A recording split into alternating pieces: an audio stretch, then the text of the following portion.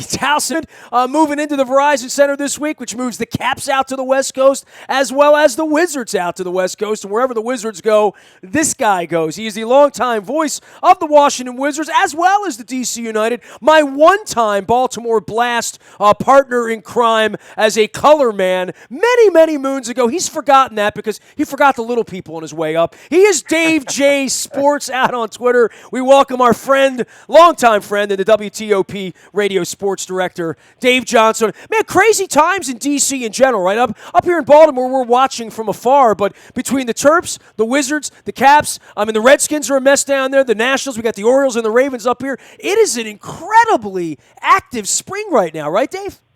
It is, and we're talking winning, and we were talking about a Capitals team that's had such a great home winning streak, and the Wizards, of course, had the long home winning streak, and so now you have something that been somewhat of a rare occurrence where both tenants of Verizon Center, the Wizards Capitals, look set for playoff seasons. It's happened a couple times, but there's just a positive vibe, and that creates a bit of an energy, and regionally it does, and because obviously for Baltimore, the Wizards and Capitals, we're the only NBA and AHL action within a good radius, so.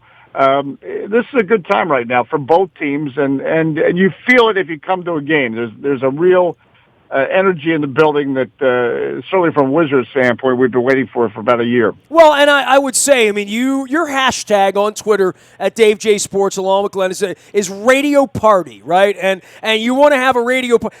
Dude, no offense. There's no radio party when you're 10 games under 500 this time of year, right? And this is a whole different vibe for the team and for the direction they're going in. And think about this, man. All that time waiting and pining on Durant, who was very clear was never going to come. The Wizards picked an awful year last year to not have a very good year after some prosperity in making the playoffs. And then this year, things have not only gone right from the minute they hired the coach, but now you look at this team. Dave, this West Coast trip is really about Scotty Brooks trying to figure out what's going to work with Bogdanovich and with Jennings and with some of these new guys and how to get guys like Oubre and Smith onto the court because there's only one ball and there's only 5 guys at a time that can be out there.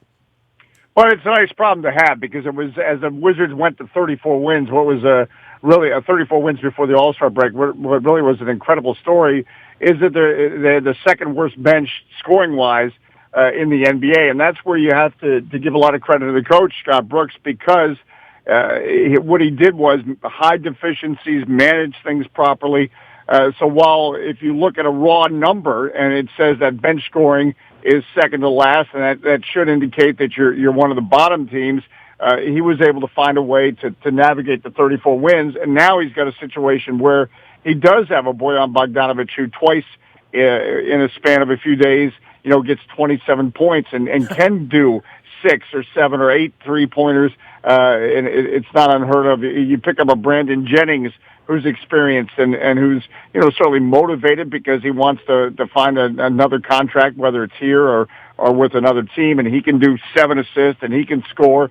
So it's something that I think, it's a nicer problem to have, but to your point, you've got to transition on the fly. There's not a training camp here. The games keep coming, and regardless of the record of the opponent you're playing, they're going to come at you. So there's an adjustment process that the team is going through, but when you're talking about an adjustment process and you're double-digit over 500, you're in a pretty good spot. Well, and this is an interesting time for them, right? They've been such a good team at home, and they've benefited from that, and even had a nice crowd on a sort of an awkward game time start against Orlando in an effort where they have not played great basketball since the break, but they're still trying to figure it out, and they're winning when they're not playing their best basketball, as they did on Sunday night. And every night there's a different star, but they've been a different team on the road.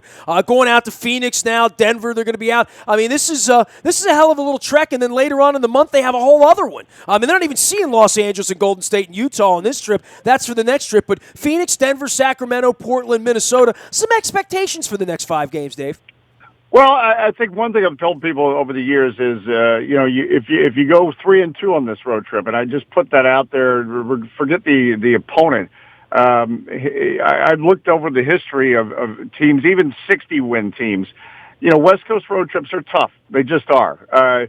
and while you can have the advantage of it goes to the home team, and vice versa when West Coast teams come east. On paper you think, all right, well, you've got the better record, et cetera, but the way the road trip starts with Phoenix, and then congratulations on the second of back-to-back. You have to play at altitude against Denver, and then there's back-to-back games involved in travel, so it just makes it challenging. But this is a Wizards team that you're right about the All-Star break. They've had some moments where they took their foot off the gas, quite frankly.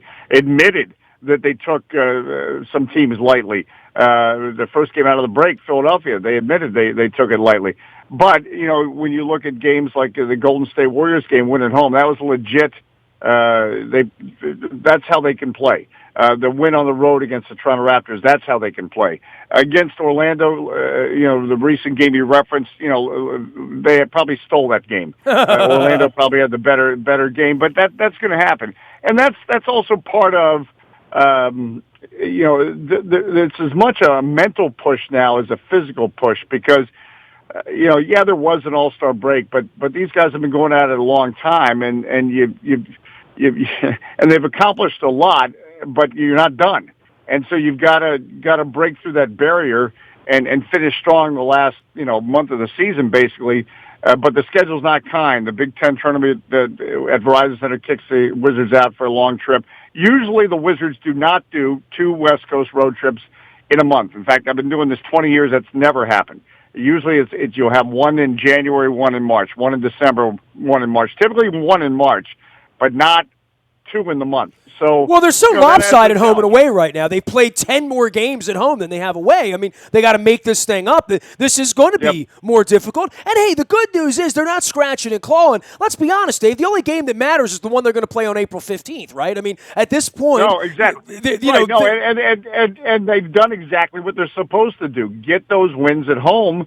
So, you're gonna take some bumps. You're gonna take some shots on the road. Doesn't mean that you've had setbacks or you're a bad team all of a sudden. That's what happens when you go on the road. Suddenly you're not as good. But do your business at home while you have that chance. And the Wizards did. If the Wizards were going into this road trip with a 500 record, then you'd say, this could be some trouble. But they built up a strong resume, and again, it's a good a starting five as you're going to get in the NBA right now. The way that, and again, we reference that it was a starting five that led the way in scoring to get the 34 wins. I mean, I think about the Cleveland overtime game. 141 to 135. The Wizards lost, but 135 points and only 16 on that night came from the bench. So this is a starting unit with Wall and Beal. You could make the debate and argument about best backcourt in the NBA, and that's being discussed. Gortat leads the league in screen assists, and that means he's the guy that's selfless, and he's setting up the screens that are spacing the floor and allowing Otto Porter, who tops in the NBA in three-point field goal percentage, Markieff Morris. So you've got a lot of offensive weapons, and now that's the exciting thing about. Now you have some offensive weapons off the bench. Bogdanovich is a big-time offensive weapon. He's a starter. Brandon Jennings has been a starter in this league, so that speaks to the quality and commitment off the bench when you have guys that have been starters. Well, Mahinmi's getting a bunch of minutes all of a sudden too. Well, he's back from injury, and it's about defense in this league, and he changes things. You put him in the lane, and he changes things, and he can a shot blocker, shot alterer. He's a big-time defensive player, and so that's a good point you bring up. Dave Johnson joining us here, longtime voice of the Washington Wizards. You can follow his journey and the radio party out on Twitter at Dave J Sports. And, of course, I'll get to the D.C. United in a couple of minutes, but I want to finish up on this West Coast trip and on the Wizards. The excitement level around the victory over the Warriors and really even the overtime loss where LeBron, hit that miracle shot, those 2 nights were nights where I was at home. I'm watching it in HD. I was was kind of thinking I should have gone down there. Now, the Golden State game, I was supposed to be in Indianapolis last week. I wasn't there. I was jet lagged from our trip over to Australia and New Zealand. But watching those games and seeing that excitement, when you can beat the Warriors, when you can hold your own against the Cavaliers, and when it doesn't feel fluky, Dave, right? It feels like, all right, if you're going to get there, you're going to have to see one of them. You'd be lucky to see the Warriors if you get to that point. If you get to the Warriors, chances are you got through the Cavaliers. But if they're going to get to the Cavaliers, and I think they will in a 7-game series, you get the vibe they could steal game one and make the thing interesting. Whereas, 2-3 years ago, not so much really. Well, no, the Cavaliers. I mean, both those games you referenced, and the Warriors said, Steph Curry's comments and others said, look, that was a playoff game. That was a playoff-like atmosphere. Not just in the from the fans, but the way it was played on the court. And that's exactly the way Cleveland approached the game against the Wizards. And to your point, there's no disclaimers that LeBron was sitting out or he was tired or whatever. That's a game that the Wizards win. Unless, except for that LeBron incredible shot. And by the way, equally as incredible, Kevin Love making that, 80-foot pass up court. I think it shows that, you get the Wizards and Cavaliers in a 7-game series. Sure, you got to give the advantage to the Cavaliers at this point, but do you write off the Wizards? I don't think so. And that was also, again, as I pointed out, that was a Wizards team that did not have Bogdanovich, that did not have Brandon Jennings, that only had 16 points from the bench. So it was a different Wizards team then, so that excites you for the playoff possibilities. I think, the Wizards had the win in Toronto over the Raptors, and they just went in there and blew the doors off the Raptors. And I think it showed, what their potential is, and they're showing it. Look, you're getting close to 40 wins now in the season, and we're just getting into March. You're doing something right. That's not a fluke, to your point. And the same thing against the Warriors. There was nothing about that game. I mean, I understand Kevin Durant went out early in the first quarter, but having said that, that's still the team that you take away Durant. That's still basically the same team that won the title a couple years ago. So the Wizards are competing with the best.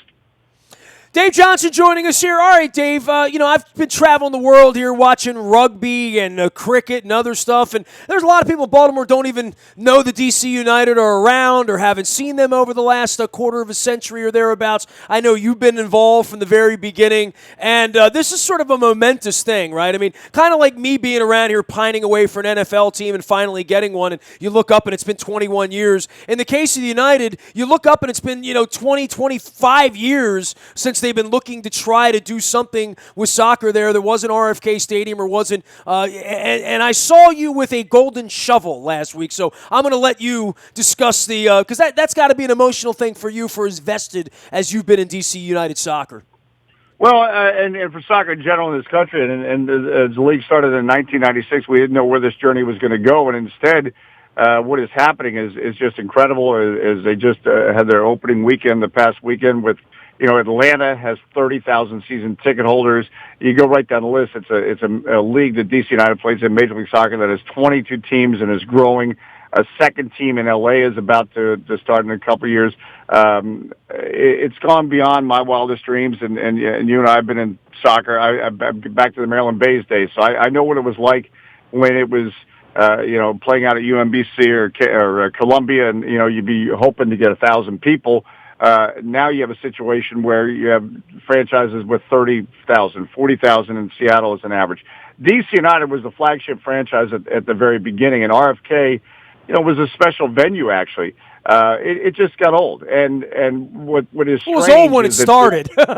No, that's true. No, and that's why the Redskins were getting out of there in '96 when DC United was just starting, ironically. But in fact, DC United extended the life of RFK by providing something there. But what's strange is you look around Major League Soccer, and that's really part of the incredible story, is DC United with an average attendance of close to 20,000 started as the flagship franchise, yet it's really the last to get its stadium deal sorted out. From San Jose on down, everybody's got their own stadium, which is a testament to the strength of the league. Orlando just opened their brand new stadium there. The teams that don't right now have stadium deals in places are the Seattle's, which is averaging 40,000, and they're playing where the Seahawks play, and the New England team, which is owned by the New England Patriots. So there's not as much of incentive. I think eventually they'll work something out there, but the Robert Kraft is quite happy to have his soccer team playing in his Gillette Stadium. But not to get off the track, they finally get a stadium deal done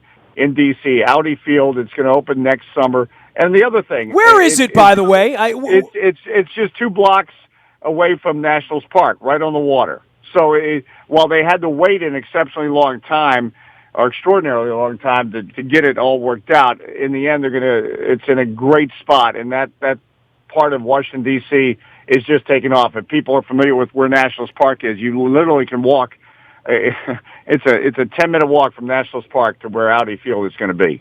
Well, you get around, though, over these 20 years. And, look, I was out in Denver last year, about a year and a half ago when the Ravens played there, and I was in a hotel, and I looked to the left, and I could see, that the United were literally playing there that night. My wife was getting cancer for the second time. It's a long story, but we didn't go to the game that night, but I could see the stadium. I go, up to Chester, and I see the stadium. I'm on the train going into New York, and I see the stadium there. And I know you go inside of these stadiums, and, they've been very, very wisely built, right? I mean, 20, 30 years from now, they're still going to be very, very capable soccer stadiums, and I know there's a lot of, investment in infrastructure and whatnot, but given where soccer is in the world, and given where this country's going, it's the one sport that can grow. The NFL can't grow so much anymore. The MLS has a lot of space, and these new facilities that you've been traveling around in Columbus and seeing in these other places have really sort of set the tone, and maybe the way Camden Yards set the tone for baseball, right? Yeah, no, it really is the sport of the millennials, and to your point, it's where the growth is happening. If you really look at the demographics as marketing people do, whatever the soccer demographics is a wonderful demographic. We're talking, the 25 to 35-year-olds. It's the people that go to DC United games are the young urban city dwellers, for lack of a better description. I mean, that's not all of it, but, I think for a long period of time, there was a belief, in this country, you needed to, speak to an Hispanic audience or whatever. And the reality is, although they may support the team and you certainly want them part of the team, the misconception there was, if you're a Mexican supporter of Club America, in Mexico City or whatever, it doesn't make you a DC United supporter. You're going to still support. You might go to a DC United game, but you don't change allegiances. So this has been organically grown, and the league, again, has the diversity and the age group. You look at all the little metrics they like to talk about. It does have a tremendous room for growth, and I think it's evidenced by, you see it with the World Cup support. I remember, it wasn't that long ago, late 80s, I'd watch a World Cup qualifier by myself. Now, when the U.S. men's team plays a World Cup game, from Indianapolis to Kansas City, name the city, people have viewing parties, and it's, it's exciting to see. And again, quite frankly, it's where I never thought it would be, because I thought, this is just never going to gain any traction. It quite frankly, the media at times, it was, hostile and ununderstanding of this non-American sport. But instead, the world's game has been embraced here, and there is room for it. We've got a big country with with a lot of interest from hockey to, God knows what, and I think it's just great that you see this. The choice of sports we have now from when you and I were growing up is just off the charts. Well, we got a lot of choices this week as well. The Big Ten tournament down in D.C., the Caps out on the West Coast, and this guy, Dave Johnson, calling all radio party people out for the West Coast swing. It's going to be Phoenix, Denver, Sacramento, Portland, and Minnesota. I hope you got a change of clothes in your bag, Dave. Enjoy the trip. Thanks for coming on. Congrats on all the success out there, and keep calling them straight. We'll get back to you and see you late in April. Get down there for some Wizards playoff games. Looking forward to it. Looking forward to seeing you. Thanks, Dave. Dave Johnson, he is Dave J Sports out on Twitter as well, the longtime play-by-play voice of the Wizards as well as the DC United. They got a new home coming down in DC as well. You can find me out in the Bahia Toyota Audio Vault 24 hours a day from anywhere in the world on your mobile device by downloading the TuneIn Radio app. We do come in crystal clear from anywhere in the world that the internet is served. Our morning newspaper ships to your email inbox at 7 a.m. each and every morning, and that's brought to you by our friends at Planet Fitness and PlanetFitness.com.